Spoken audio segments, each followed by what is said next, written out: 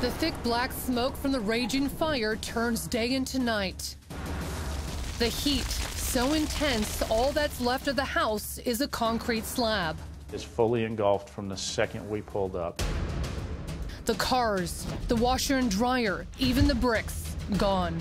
There was nothing of the house that had any kind of chance of being salvaged.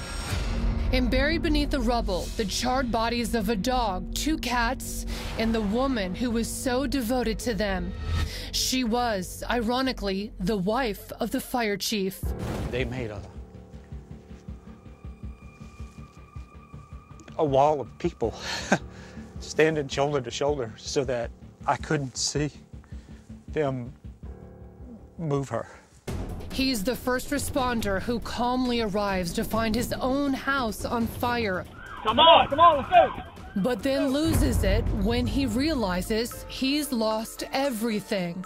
When I saw them leave the house and start walking over to where I was, is when I knew at that moment that they had found her. They didn't even have to say a word. How did Nanette Krentel die? Did she try to rescue her pets and was overcome by smoke inhalation? Was it a suicide by fire?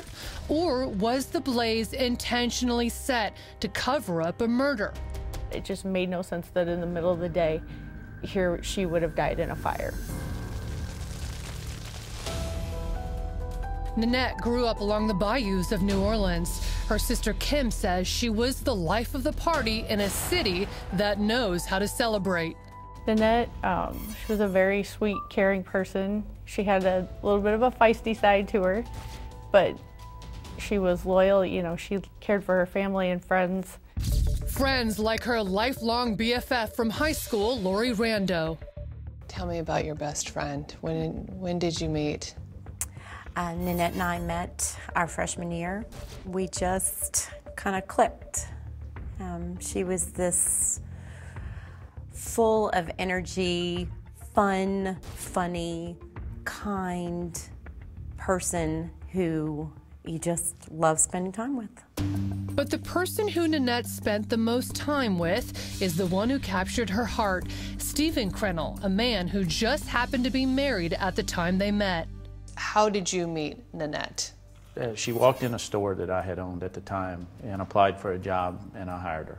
How compatible were the two of you? Very, very compatible. She balanced me and I balanced her. We were opposites in a lot of ways.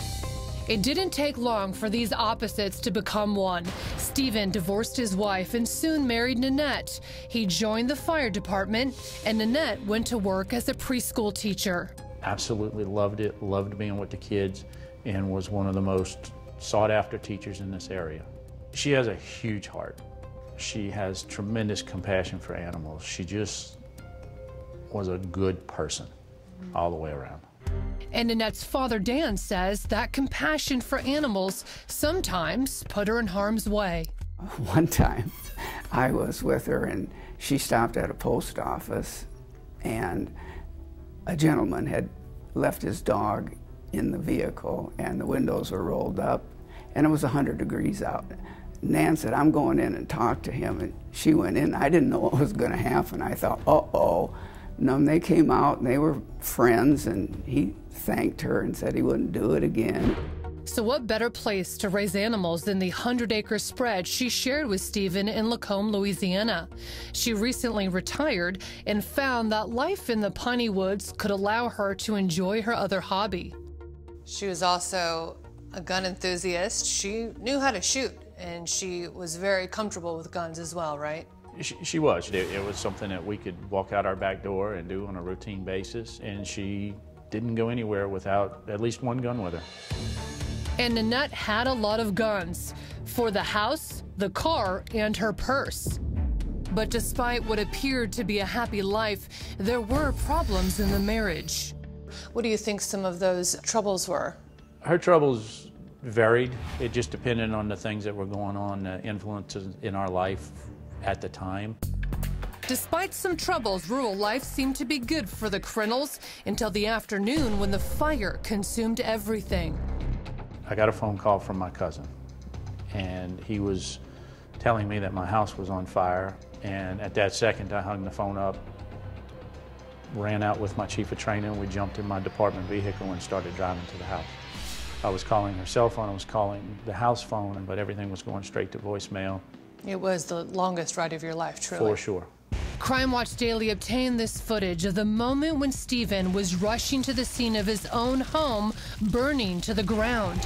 From this area where we are right now, we could actually see the smoke coming over the treetops, and we knew it was a fire of some type. I was just hoping it was the woods or something like that on fire. When you drove through those gates, how engulfed was the house? When we got to a point that we could see the home, it was from one end to the other. It was fully involved. I could tell that Stephen's heart was racing when we drove up the long driveway to where the house used to be, the house where Nanette died. What's it like coming here? Is it uncomfortable for you? Is it a bad memory? It's not a bad memory because we lived out here for 17 years and there's a lot of wonderful memories here, but it just hurts. It's empty. It just doesn't feel right. It doesn't feel like home right now. It just feels empty. Stephen tells me that when he arrived on the fire scene, his hopes were that Nanette made it out, but he suspected the worst. Right here where the garage was, there were two garage doors on this side, and the garage doors fell in. And that's when I knew that her car was here, my personal truck was here, and I had just walked off over there and just laid on the ground from there.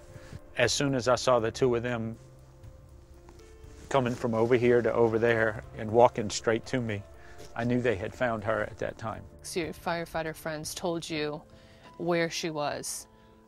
Yes, they told me where she was. And when the coroner got here that evening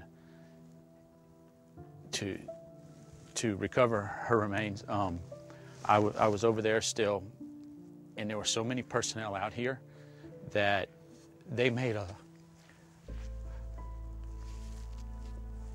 wall of people standing shoulder to shoulder so that I couldn't see them move her. You can't help but shed tears watching this tough fire chief break down, realizing he couldn't save his wife. The coroner takes Nanette's charred body to the morgue and soon makes a shocking discovery. The fire didn't kill Nanette. It was something even more ominous. Next. The coroner's office and our pathologist here discovered a bullet hole in her head. A single bullet to the skull and a gun beside her body. There's a strong possibility that that was the gun that killed Nanette. Who pulled the trigger, Nanette or a cold-blooded killer?